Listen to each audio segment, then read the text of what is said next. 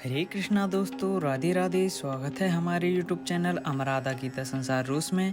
आज की इस वीडियो में हम कामदा एकादशी व्रत कथा का श्रवण करेंगे। सबसे पहले तो एकादशी व्रतधारियों को कामदा एकादशी की हार्दिक शुभकामनाएं और करते हैं कथा की शुरुआत। तो बने रहिए हमारे साथ। धर्मराज युधिष्ठिर कहने लगे कि हे भगवान, मैं आपको कोटि कोटि नमस्कार करता हूँ।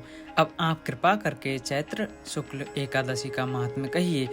श्री कृष्ण कहने लगे कि हे धर्मराज, यही प्रश्न एक समय राजा दिलीप ने गुरु वशिष्ठ जी से किया था और जो समाधान उन्होंने किया वो मैं तुमसे कहता हूँ।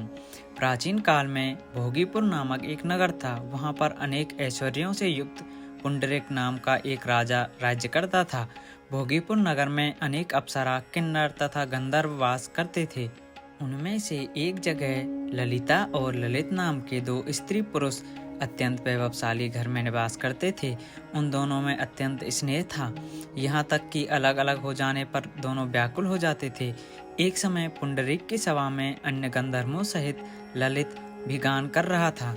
गाते गाते उसको अपने प्रिय ललिता का ध्यान आ गया और उसका स्वर भंग होने के कारण गाने का स्वरूप बिगड़ गया। ललित के मन के भाव जानकर कारकोट नामक नाग ने पदभंग होने का कारण राजा से कह दिया। तब पुंडरीक ने क्रोधपूर्वक कहा कि तू मेरे सामने गाता हुआ अपनी स्त्री का स्मरण कर रहा है, अतः तू कच्चा मांस और मनुष्यों को खाने वाला राक्षस बनकर अपने किए कर्म का फल भोग। पुंडरीक के श्राप से ललित उसी समय महाकाय विशाल राक्षस हो गया। उसका मुख अत्यंत भयंकर, नेत्र सूर्य चंद्रमा की तरह प्रदीप्त तथा मुख से अग्नि निकलने लगी। उसकी नाक पर्वत की कंदरा के समान विशाल हो गई और गर्दन पर्वत के समान लगने लगी। सिर के बाल पर्वतों पर खड़े वृक्षों के समान लगने लगे तथा भुजाएं अत्यंत लंबी हो गईं। कुल मिलाकर उसका शरीर 8 योजन के विस्तार में हो गया। इस प्रकार राक्षस होकर वह अनेक प्रकार के दुख भोगने लगा। जब उसकी प्रियतमा ललिता को यह वृत्तांत मालूम हुआ तो उसे अत्यंत दुख हुआ और वह अपने पति के उद्धार का यत्न सोचने लगी। वह राक्षस अनेक प्रकार के घोर दुख सहता हुआ घने वनों में रहने लगा। उसकी स्त्री उसके पीछे पीछे जाती और विलाप करती रही। एक बार ललिता ने अपने पति के पीछे घूमती घूमती विंध्याचल पर्वत पर पहुंच गई, जहां पर श्रृंगी ऋषि का आश्रम था। ललिता शीघ्र ही श्रृंगी ऋषि के आश्रम में गई और वहां जाकर विनीत भाव से प्रार्थना करने लगी।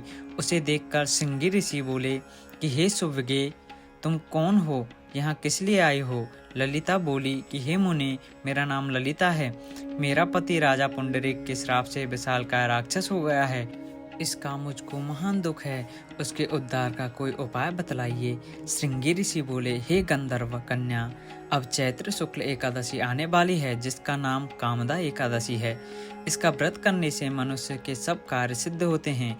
यदि तू कामका एकादशी का व्रत कर उसके पुण्य का फल अपने पति को दे तो वह शीघ्र ही राक्षस योनि से मुक्त हो जाएगा और राजा का श्राप भी अवश्यमेव शांत हो जाएगा। मुनि के ऐसे वचन सुनकर ललिता ने चैत्र शुक्ल एकादशी आने पर उसका व्रत किया और द्वादशी को ब्राह्मणों के सामने अपने व्रत का फल अपने पति को देते हुए भगवान से इस प्रकार प्रार्थना करने लगी कि हे प्रभु, मैंने जो यह व्रत किया है इसका फल मेरे पतिदेव को प्राप्त हो जाए, जिससे वह राक्षस योनि से मुक्त हो जाए। एकादशी का फल देते ही उसका पति राक्षस योनि से मुक्त होकर अपने पुराने स्वरूप को प्राप्त हुआ। फिर अनेक सुंदर वस्त्राभूषणों से युक्त होकर ललिता के साथ विहार करने लगे। उसके पश्चात वे दोनों विमान में बैठकर स्वर्गलोक को चले गए।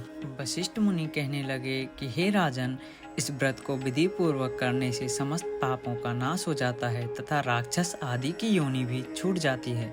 संसार में इसके बराबर कोई और दूसरा व्रत नहीं है। इसकी कथा पढ़ने या सुनने से वाजपेय यज्ञ का फल प्राप्त होता है। इसी के साथ कामदा एकादशी व्रत कथा का समापन होता है। बोलो कामदा एकादशी की जय। ओम नमो भगवते वासुदेवाय नमः।